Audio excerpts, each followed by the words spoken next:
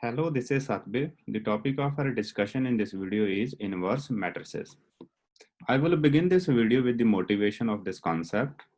We have learned in the previous video how to solve the linear system by using the Gauss-Jordan elimination method. Let me give you the recall on that method with this example. 2x plus 3y is equal to 1, 10x plus 9y is equal to 11. To solve these linear systems, first we do is we turn the system into a matrix form where the coefficient matrix is 2, 3, 10, 9. Solution vector is x, y, and the right hand side column vector is 1 and 11. In the Gauss-Jordan elimination method, the very first operation, if I want to eliminate 10, I have to operate that operation on R2. So I will do is I will take R2, multiply the row 1 by 5 and then subtract it. Or I can do is if I want to operate that operation, I can also do by matrix multiplication by multiplying the elementary matrix E to 1. So how to get the E to 1 is basically this is the identity matrix only on the place E to 1. You place that negative 5 here. You know that negative 5 you place here in that position.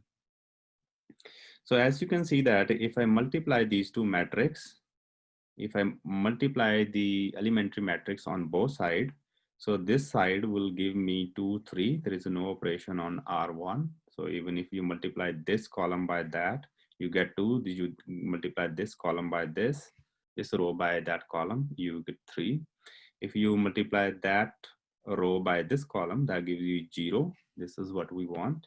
And if you multiply by again this row by that column, this gives you negative 6. So that is the first row operation we have done.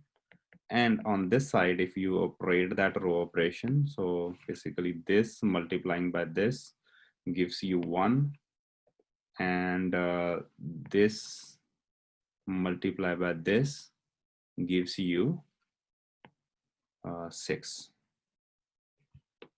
So that is the first row operation, which is R2 minus 5 times R1, which will eliminate the entry 10. Now we can do is we need to perform on R2 on R1 to eliminate this entry. So if we want to eliminate this entry, we will take again this operation R1 minus the multiplier of this, which is going to be 1/2. So I will take basically multiply by 1/2 times R2. So if I want to operate that operation, basically I can also do by multiplying this elementary matrix, which is a 1, 2. So all I need to do is this 1/2, which is that 1/2 is I have to place into that position, which is a 1, 2. It's essentially an identity matrix with that entry on this thing. So if I multiply these two matrices now, you will see that it will eliminate this 3. As you can see that if I multiply this with that row with this column, I will get 2. If I multiply this row with that column, you take the dot product, I will get 0 here, and I will get 0 here, and negative 6 here if I perform this multiplication. And then I have x, y, and then on this side, if I perform this multiplication, so I will multiply this row with that column, which gives me 4. And I will multiply by again by this row by that column, which will give me 0, and that's give me 6. That's give me 4 and 6. Now the next step of the Gauss-Jordan elimination is to turn these diagonal entry into 1. So to do that, I need to operate the operation on R1, basically 1/2 R1, and I need to operate on R2 minus 1, 6 R2. So these two operations I need to perform.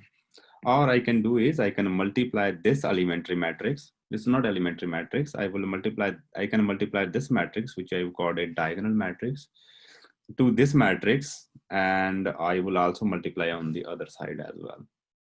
So you can see that if I multiply this to this, I will get the identity matrix on this side, this multiplication. So basically this make the 1/2 and 2 1, and this is the negative 1 6 times 1 6 become 1. And if I multiply this matrix, I will get this matrix. So this is the Gauss-Jordan elimination method, is basically performing the row operation on this matrix to turn that matrix into identity matrix. So whatever you get on the other side of that is your solution. So you can say that x is equal to 2 and y is equal to -1 is your solution of this system. Now let me put all the steps of the Gauss-Jordan elimination together. So what we have seen that we begin by this matrix, which is on the left hand side, 2, 3, 10, 9. So to eliminate this term 10, I multiply by a matrix E21, which eliminate this term. Then to eliminate this term, I multiply by the matrix E12, which eliminate this. And to eliminate, to turn all the diagonal into 1, of like this into 1, I multiply by this diagonal matrix is 1/2 0 0 -1 6. And then we see that if I perform all the multiplication in one step, I will get the identity matrix on this side. I have x, y on this side. And if I multiply all these matrices together, I will get 2 here and -1 here. So that was the Gauss-Jordan elimination method into a one step if we have to do. Now the question is, if I would have known all these metrics beforehand, so all these elementries E21, E12, and D, I could have performed whole Gauss-Jordan elimination into one step. Or we can also think in this way that if we know all these metrics and we can multiply them together and get another matrix, which in this case is this matrix. So if I take the D matrix E 1, 2 and E1, E2, 1, and this is the D matrix. If I multiply them together first, and then I multiply to the R coefficient matrix, and then I also basically calculate this product first and then multiply R to column vector. Or in another word, if I would have known this matrix, this special matrix, because the multiplication of this matrix and this matrix gives me identity matrix. And the multiplication of this is gonna give me 2, 1, which is my solution of the system. So if I would have known this matrix basically beforehand, I can just calculate the solution of this system in a one step by multiplying this matrix to R coefficient matrix. Give me the identity matrix, and I'll take this matrix and multiply that into the column vector. It gives me the solution. This very special matrix, which is basically the product of diagonal entry and elementary matrix, is called the inverse of A. So this is what we will call, this matrix is the inverse of A, because when you multiply this matrix to this matrix, you get the identity matrix. So this is the motivation of inverse. We would like to calculate such a matrix. When we multiply that to the coefficient matrix, it turns the coefficient matrix into 1. And when you multiply that matrix into the column vector, it will give you the solution of your system. So here is the definition of the invertible matrix. A matrix is invertible if there exists another matrix A inverse such that when you multiply by A inverse to A, it produces the identity matrix, or you multiply A to A inverse, it produces the identity matrix. A inverse only exists if and only if the elimination produce an pivot. if the elimination has fewer pivot than the number of row of a matrix, then the A inverse, we would not be able to calculate A inverse of the matrix.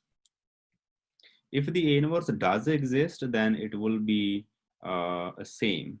So A matrix cannot have two different inverses. Here is your first quiz problem. The problem is how many pivots the matrix A has, where the matrix A is 1, 2, 2, 4. Here is the second quiz problem.